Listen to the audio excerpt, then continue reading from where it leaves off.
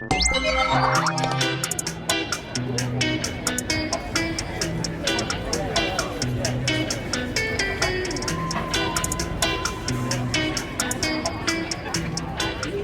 one of the technology features that they're really proud of is the steering by wire, which other cars have had before, but Canoo claims the first one to have no mechanical linkage, which means that ultimately they could put the steering wheel anywhere in the car. Hey, how are you? Hey, how are you, James? Good to see you again. Thank you. You too. Awesome, exciting day here, showing it to the public for the first time. Yeah, it is. What are you hearing? Hearing lots of things. People seem to be really excited by it. There's been a lot of like Instagram posts and things sharing it. I've done a few. Yeah. Thank you for that. Thank you. I saw the Twitter. Yeah. And yeah, so it's just been really exciting to get the reaction from the public, I guess. Yeah. How many times have you been compared with a Volkswagen? I haven't counted them. There's definitely been a couple. There's been a whole mixed, I guess, bunch of language used, and I guess like, you know, when you're doing something new and exciting like this in a space that doesn't really exist at the moment, right? I guess, you know, people are trying to sort of, you know, categorize it a little bit. Yeah, for sure. Well, and it is kind of a new space, almost 3 chasms in one jump. Yeah. It's an EV, which is not entirely new, but still pretty new to most people. Yep. Subscription only. Yep. Which is very new to most people. That's also a little bit of walking people into shared mobility. That's right. That's right. Yeah. And on one hand, Los Angeles is your first market. Correct. Perfect. Correct. Yep.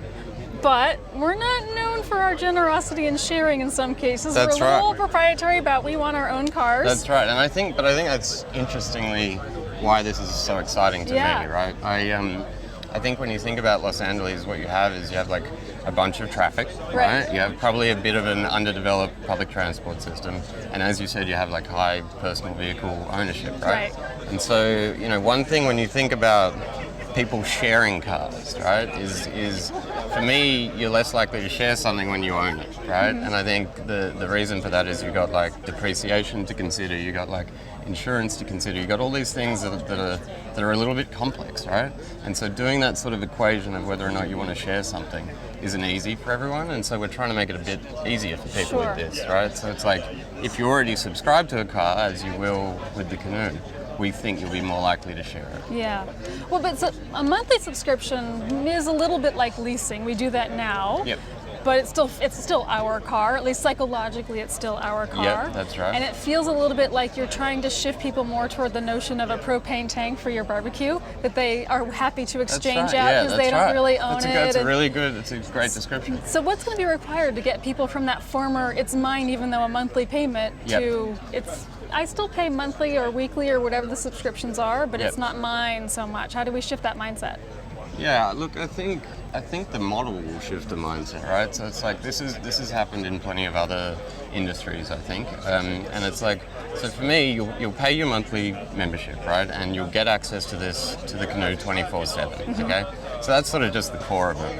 We'll also do a number of things that I think are critical, right? You get like firstly, it's no commitment, right? So you can leave whenever you want and give the Canoo back, right? And then secondly, we'll handle a bunch of the hassles for you, right? So I think what you'll see with that is like things like insurance and charging and, you know, going to the DMV, these things you won't have to worry about, right? Yeah, sure. So once you've got access to it, you can think about like, if you got it'll have an app, right? If you got a little notification that was like, look, we've noticed, you know, assuming you gave the privacy, you know, consent, we've noticed you haven't been using the Canoo at these times. We can reduce your monthly membership by X dollars, say $100 or something like that, if you make it available. Right? And then you do things like make sure it's clean for them when they get it back. You know, make sure, you know, sort of make the difficult parts of sharing easy, and we think that'll seriously impact how people choose to share. Yeah. Do you imagine a high amount of customization? So people can be like, I will always share it between these hours, Monday through Friday, or I will only share on Tuesday. I mean, how much control do you give people? What's the balance? I think, so the balance is, the trade-off is like the difficulty of engineering and keeping it simple, right, versus flexibility for the people doing it, right? And so I think you've got, you know, I spent a bunch of time at Uber working on Uber Pool. Yes. And so it's very similar, you know, trade-offs, right? So it's like, you know, in my view, it'll come down to a combination of the people that want the cars and when they want it, right? Yep. Like, and then the people that have them and when they're happy to share. I think you'll see patterns, right? So you'll see like while people are at work. Yeah. You'll see weekends, you'll see things like that.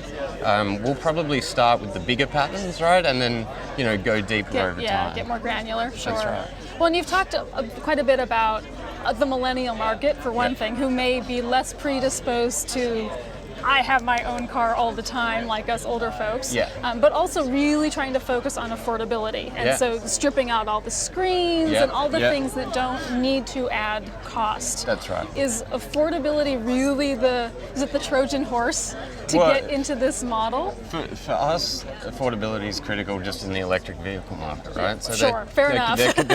They're currently still more expensive than internal combustion engine cars to build, right? And so what we did was innovate in a number of ways with respect to the business model, right? So Canoo is actually going to own the vehicles, right? And by doing that, we've built them in a way that, as you said, is firstly more cost effective, right? Even though it still looks great in our opinion, right?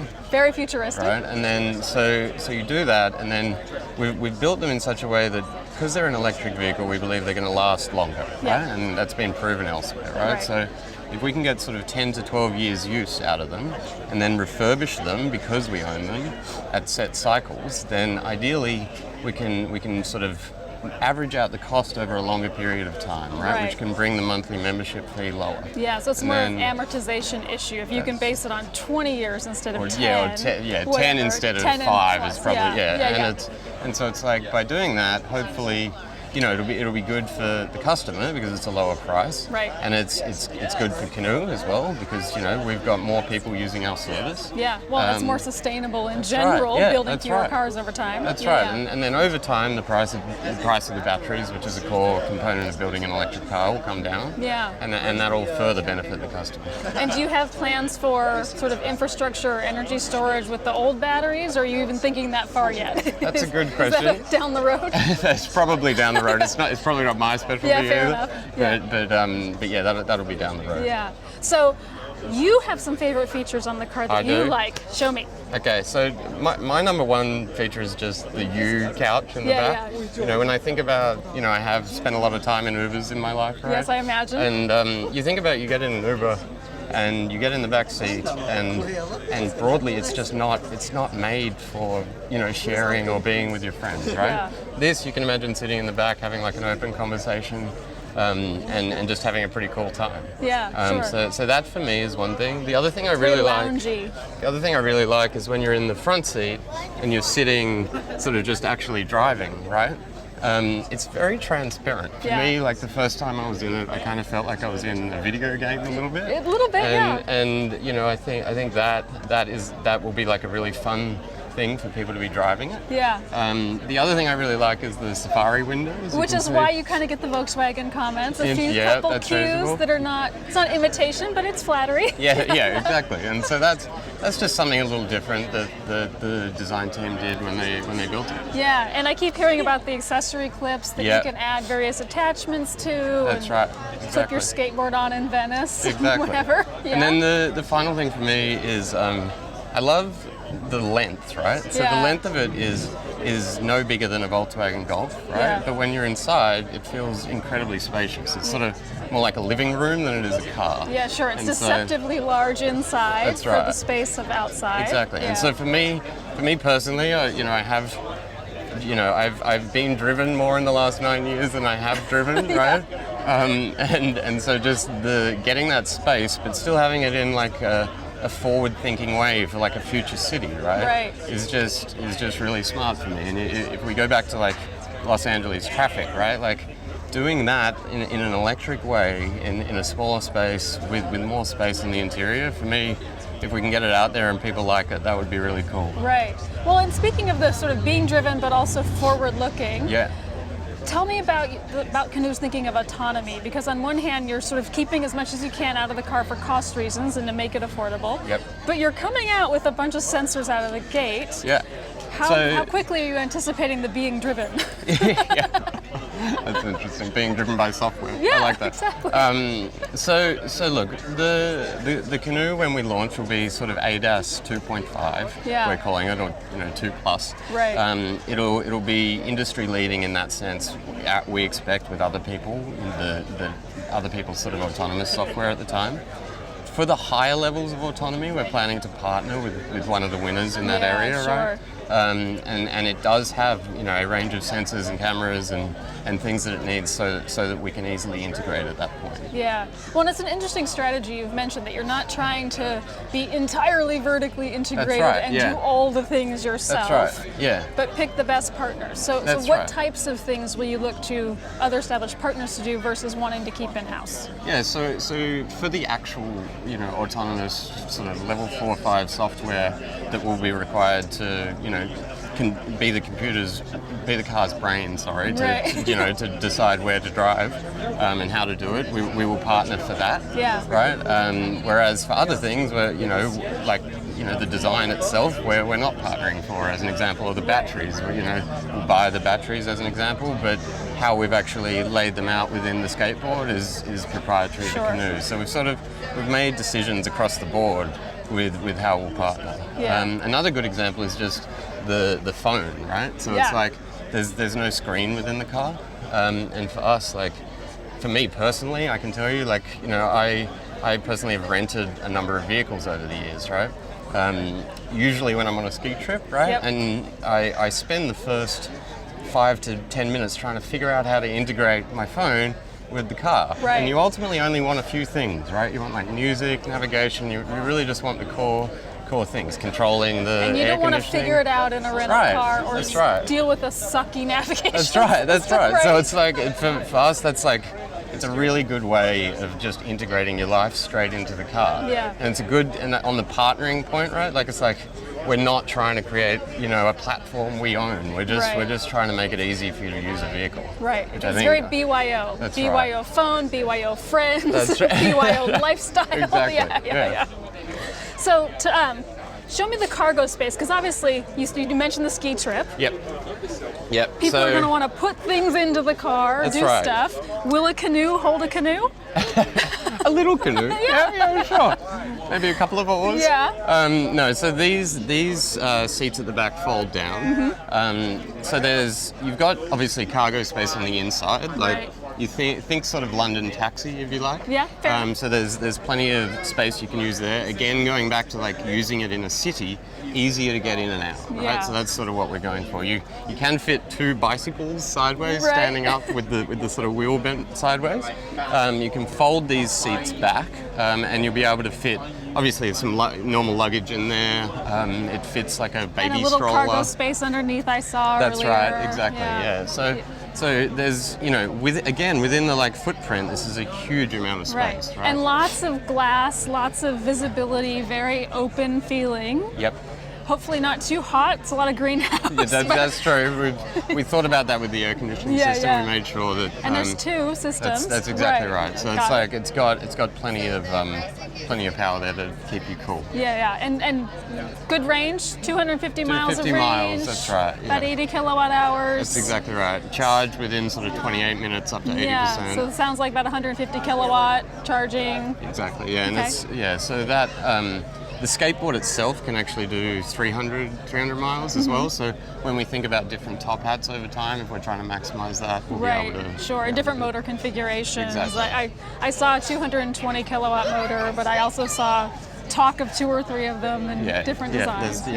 So obviously lots of plans. Exactly. Yeah. Do you imagine this being, I mean, given the utility of it, do you imagine it being more adopted into sort of TNCs or kind of the Maven model, folks that want to subscribe to a car to use then for participating in TNC versus a private driver? Yeah, it's a good question. And the way we're planning to launch this is to allow, you know, anyone who's, you know, been on the wait list and got access to it to drive it. I'm on the wait list. Awesome. I love it. Thank you. I'm local. I'm on the wait list. Yeah. And so look, for me, it's like it's going to be people that want something a bit unique. Yep. Right. Obviously want something electric. Yeah. Okay. People who want space. You know, and I think you look at like the development of the car industry over the years, and people have moved towards space, right? You know, we were talking earlier about small cars. Yes. You know, despite maybe being the cars we should be driving around, they're not. Yeah. You know, I want one. Right. And so it's like what we're trying to do is provide something that meets a number of the goals that cities should have of a vehicle. Right. Right? You know, like the length, the being electric, these sort of things.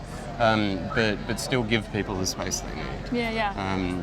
So I guess to answer your question directly, the way I foresee it is, you know, those sort of people will get access to the vehicle, but again, the monthly membership model is going to have some impact, right? And the fact that it is a great car to share is probably going to mean that some people who are driving on Uber might want to give it a go as well. Yeah. Any thoughts on next markets after Los Angeles? Like, who else should be getting on the wait list now? Yeah, look, I think bigger cities within America. You know, obviously Los Angeles, California has the highest rates of electric vehicles at the moment, right? Yeah. So we'll be starting in California and then obviously moving to other big markets in the US. Yeah, so despite all the accents I keep hearing, no international plans just yet? So look, we want to get it right in the US first. Yeah. And you know, it's something new. We're going to be experimenting with different ways of you know, having people access the car and all those sort of things, and we'll be starting here and then moving international. Yeah. Okay. Being the nerd, show me the charge port. Okay, sure, let's do it.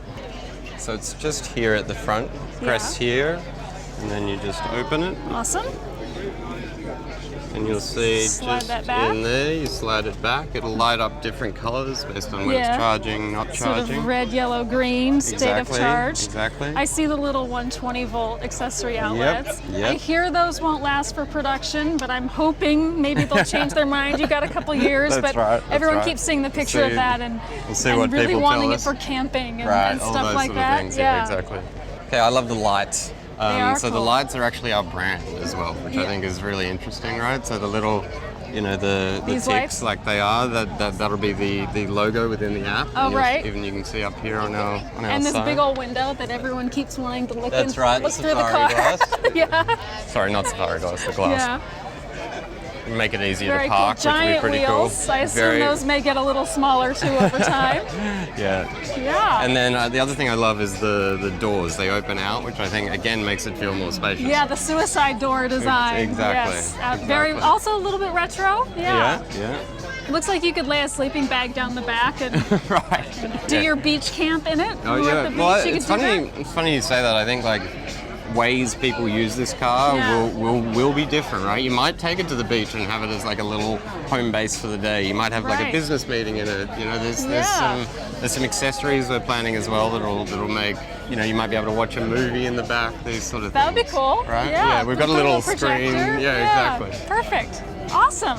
Well, I'm excited. I look forward to continuing to follow it, and when I get to try one out for the first time, we'll talk to some of the folks that are coming to the event. We'll see what they think. Sounds good. I'm excited. Awesome. You guys sound excited. Yeah, very much. Thank you very much. I can't wait for it to be real. Yeah. Good to see you. Cool. Thanks a lot. Thanks a lot. Cool.